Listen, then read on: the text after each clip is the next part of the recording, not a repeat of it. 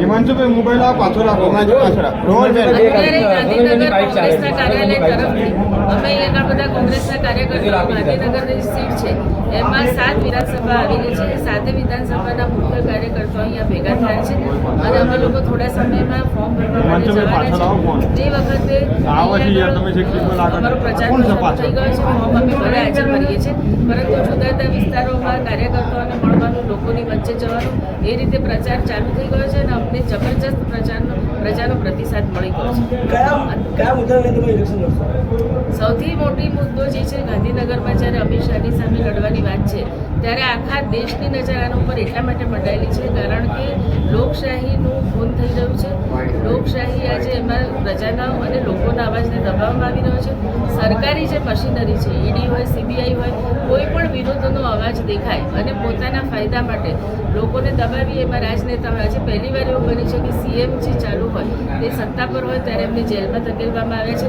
તો આ બધા કારણે દેશમાં લોકશાહીની જગ્યાએ આપણે એક તરફ ડિક્ટેટરશીપ તરફ જઈ રહ્યા છે અને એને કારણે આખા દેશની નજર અહીં આગળ એટલા માટે છે કે નરેન્દ્ર મોદી પછી અમિત શાહ જે ભાજપના સેકન્ડ લીડર ઇમ્પોર્ટન્ટ કહેવાય તેની આ સીટ છે અને અહીં આગળ જે ગાંધીનગરના પ્રશ્નો છે તેના કરતાં પણ વધારે પ્રશ્નો છે, આ દેશના આખા પ્રશ્નો છે તે ઇમ્પોર્ટન્ટ છે અને ચોક્કસ લોકો એનો ફેસલો આપવાના છે કારણ કે એમાં આખા દેશના લોકોને પણ મીઠ પાણીને બેઠા છે.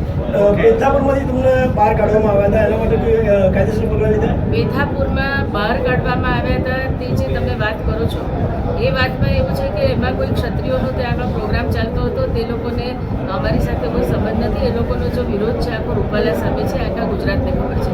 કોંગ્રેસે પણ ક્ષત્રિયોની વાતને સમર્થન આપ્યું છે, પરંતુ ત્યાં આગળ ભાજપના પદાધિકારીઓ આવી ગયા અને એ લોકો ફરી વળ્યા અને અહીંયા પ્રચાર નહીં કરી શકો એવી જ્યારે વાત કરી ત્યારે અમે ઇલેક્શન કમિશનને ફરિયાદ કરી છે અને એની સાથે સાથે અમને એવું લાગે છે કે ભાજપ જો એક બાજુ વાત કરતી હોય કે અમે આટલા બધા વોટોથી જીતવાના છે ત્યારે કોંગ્રેસના ઉમેદવાર હજી પ્રચાર શરૂ કરે છે તે વખતે પ્રચાર ન કરવા દેવો, આવી દાદાગીરી કરવાની જરૂર શું એ વિચારવાની જરૂર છે.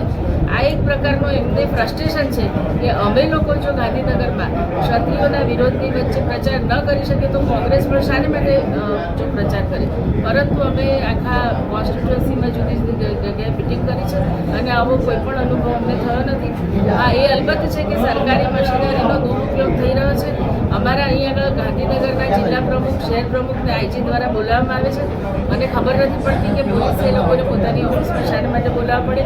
નાના મોટા કાર્યકર્તાઓને પણ ફોન કરવામાં આવે છે, ધમકી આપવામાં આવે છે અને ભૂતકાળમાં પણ જુદા જુદા વિસ્તારમાં ગાંધીનગરમાં પોલીસનો ઉપયોગ કરી, એજન્સીનો ઉપયોગ કરીને મતદાન ના થાય તેવા પ્રયત્ન કરવામાં આવે છે. ત્યારે આ વખતે મારે ખાસ કાર્યકર્તાઓ અને મતદાતાઓને અપીલ છે કે કોઈ પણ રીતે ડરવાની જરૂર નથી અને શાંતિથી મતદાન કરજો અને અમિત શાહને બરાબર ઘરે મોકલવાનો સમય આવ્યો છે તે પોતાની ફરજ નિભાવજો.